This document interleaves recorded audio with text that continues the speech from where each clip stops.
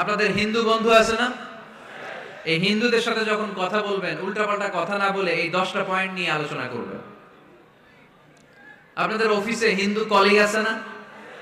তাদেরকে যখন ইসলামের দাওয়াত দিবেন এই 10টা পয়েন্টের আলোকে কথা বলবেন, পারা যাবে? আপনাদের এই ব্যবসা প্রতিষ্ঠানে এই বান্টি বাজারে হিন্দু ভাইদের দোকান আছে না? পাশে যদি মুসলিম ভাইয়ের কোনো দোকান থাকে তার সাথে যখন আলাপচারিতা করবেন তখন এই 10টা পয়েন্ট নিয়ে কথা বলবেন। দেখবেন ইসলামের সৌন্দর্য দেখে সেও কালিমা পড়ে মুসলমান হয়ে গিয়েছে। কিন্তু অন্য ধর্মের এরকম অনেক বিধান আছে যেটা রুচিতে নেয় না। হিন্দু ধর্মের অনেক ভাইরা আমার আলোচনা শুনে, অনেক হিন্দু আমাদের হাতে মুসলমান হয় আলহামদুলিল্লাহ।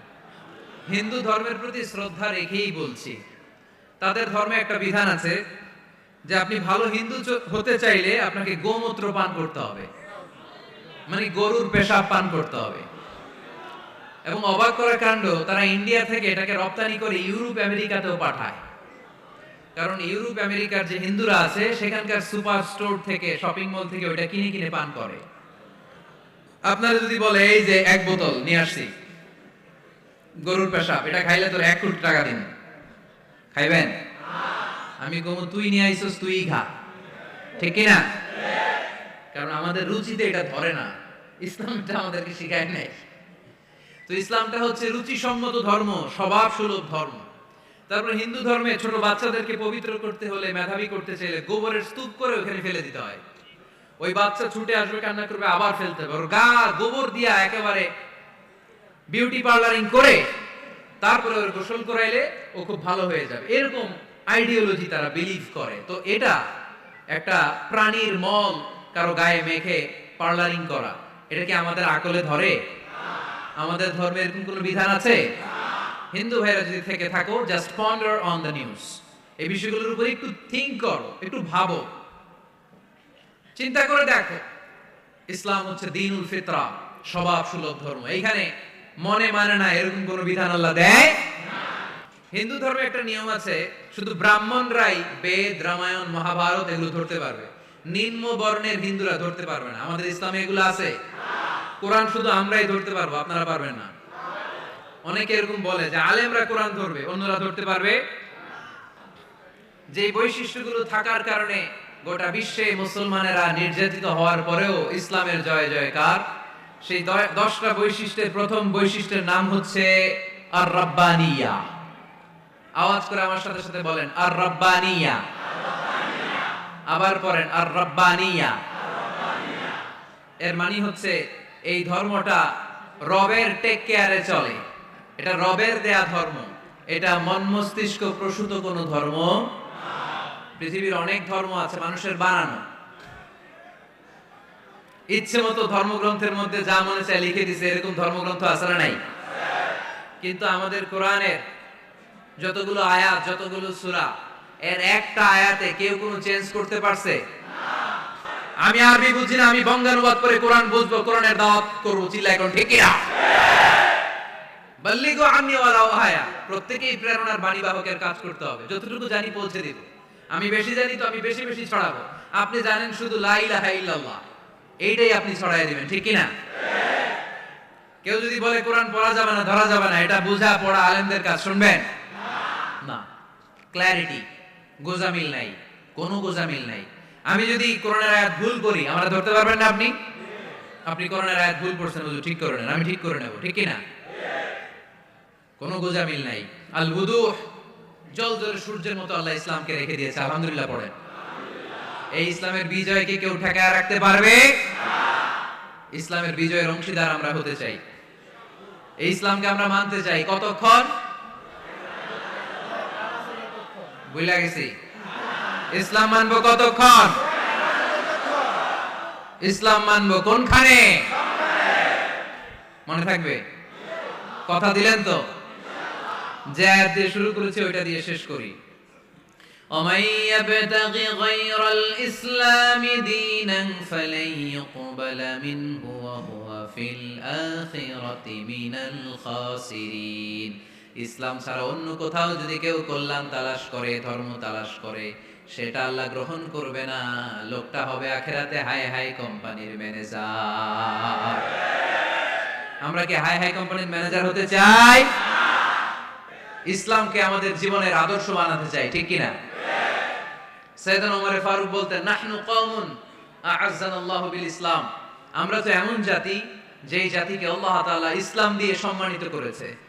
ফাইন ইবতাগাইনাল ইজ্জাতা বিগাইরিহি আদাল্লানাল্লাহ, ইসলাম রেখে দিয়ে কেউ যদি অন্য কোথাও সম্মান তালাশ করে তাকে অপদস্থ করে ছাড়বে কে? আল্লাহ। এজন্য আমাদের সম্মান কোথায়? আমরা মুসলমান, এটা বলতে কি আপনাদের লজ্জা লাগে? পৃথিবীর যেই কোনো দেশে যাই, হিন্দুদের রাজ্যে যাই, বৌদ্ধদের রাজ্যে যাই, যেই কোনো ইমিগ্রেশনে দাঁড়াই না কেন, চিৎকার করে বলবো আমি মুসলমান, জোরে কোন ঠিক কিনা?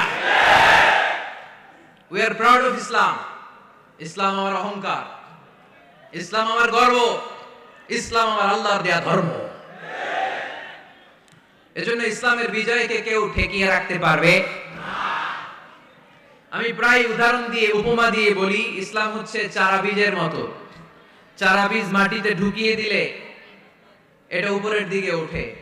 তো ইসলামকে যারা মাটিতে গেড়ে ফেলতে চায় তারা জানে না ইসলামের উপমাটা অনেকটা চারা বীজের মতো। ইসলামকে মাটিতে গেড়ে দিলে এটা কি হবে?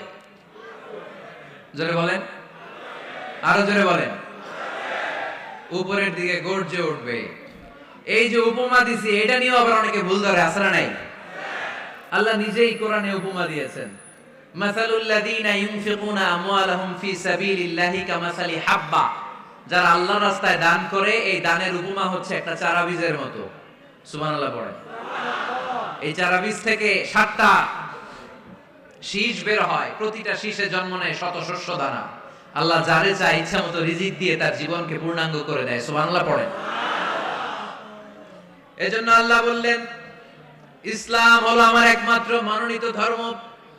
ইসলাম ছাড়া অন্য কেউ যদি সম্মান তালাশ করে তার কাছ থেকে কিছুই আমি গ্রহণ করব না। কিয়ামতের দিন সেই লোকটা হবে হাই হাই কোম্পানির ম্যানেজার, ঠিক কি না?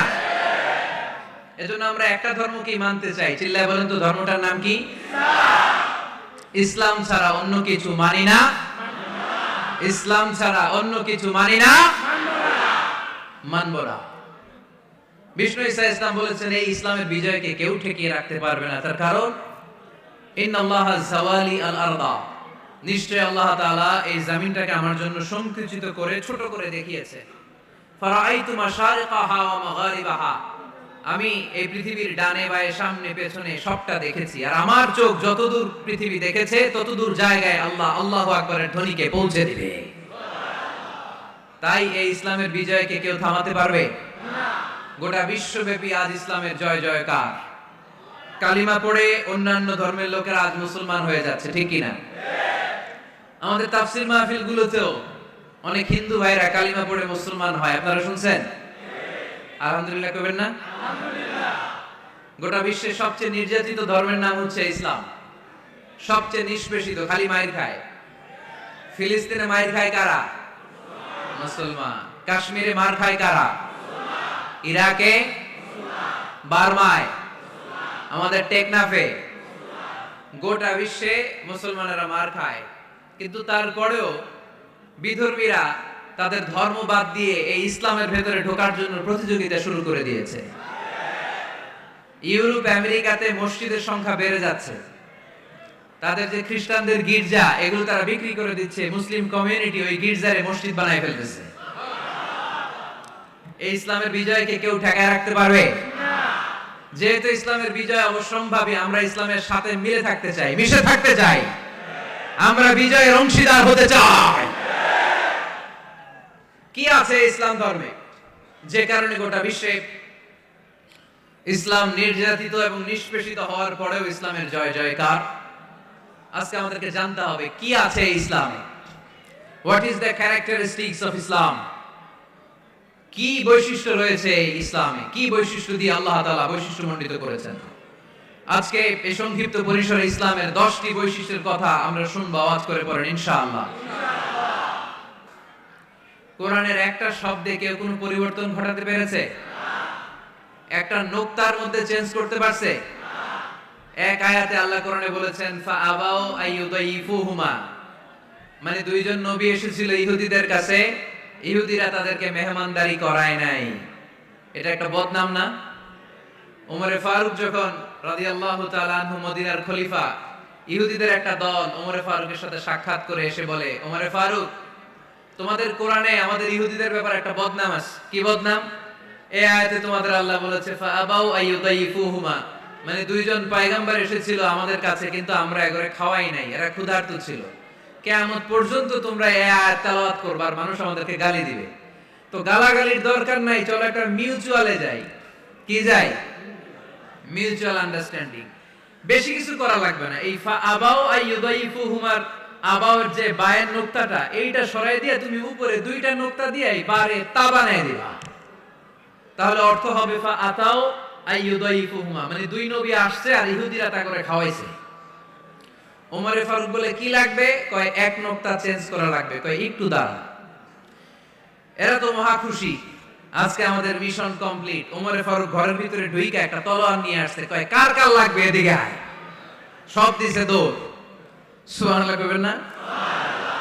আর ওমরে ফারুক তো এমন সাহাবী ছিলেন যাকে দেখে মুনাফিকরা থরথর করে কাঁপতো। ওমরে ফারুক তো এমন সাহাবী ছিলেন যাকে দেখে শয়তানও কাঁপতো। বিশ্বনবী বলতেন, উমর মা সালাকা শাইতানু সালিকান ফাজ্জান ইল্লা সালাকা ফাজ্জান গায়রা ফাজ্জিক। ওমর, ইবলিস শয়তান যদি তোমারে কোনো রাস্তা দিয়ে আসতে দেখে, ইবলিস ওই রাস্তা থুইয়া অন্য রাস্তা দিয়ে চলে।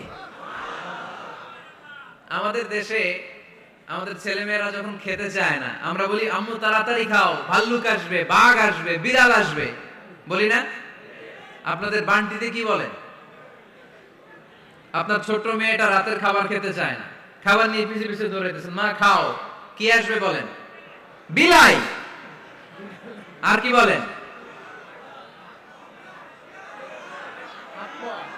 আচ্ছা, শিয়াল আসবে, কুকুর আসবে, বিড়াল আসবে।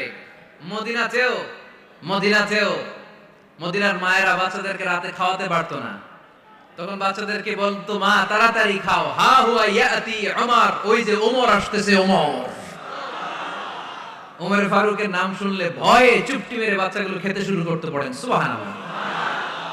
এজন্য বিশ্বনবী বলেছেন লা নাবিয়্যা বা'দি ওয়ালা রাসূলা, আমার পরে কোনো নবীও নাই, রাসূলও নাই, তবে লাউ কানা বা'দি নাবিয়্যুন লাকানা ওমর, আমার পরে যদি নবী হওয়ার কোয়ালিটি কারো থাকে, আমার ওমরের সেই কোয়ালিটি আছে। ওমরে ফারুকের কাছে আসছিল একটা নোক্তা চেঞ্জ করার জন্য, বারে তা বানাইতে পারছে? এইভাবে অনেক ভাবে ইহুদিরা ষড়যন্ত্র করেছে, একটা অক্ষর, একটা নোক্তা চেঞ্জ করতে পেরেছে? এই ভারতবর্ষ থেকে কোরআন কিভাবে দূর করবে অনেক প্ল্যান করেছে ইংল্যান্ড থেকে। পরে তারা ভাবলো ভারতের যত কোরআন আছে আগুন দিয়ে জ্বালাই দিব, তাইলে কোরআন দূর হয়ে যাবে।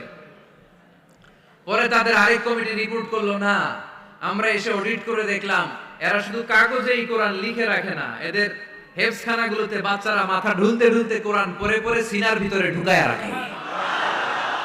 যদি আগুন লেগে ধ্বংস হয়ে যায়, ধ্বংস হয়ে যায়, যদি আগুন লেগে যায় পুড়ে যায় পৃথিবীর সব বইয়ের দোকান, বিশ্ব থেকে হারাবে না পবিত্র কোরআন, বিশ্ব থেকে হারাবে না পবিত্র কোরআন। আগুন জ্বালিয়ে দিয়ে কোরআনকে শেষ করা যাবে? কোরআনের গালি দিয়ে কোরআনকে থামানো যাবে? কোরআনের মাহফিল বন্ধ করে কোরআনের আওয়াজকে স্তব্ধ করা যাবে? পৃথিবীর কোনো অপশক্তি কোরআনের কিছুই করতে পারবে না। চিল্লায় বলেন ঠিক কিনা?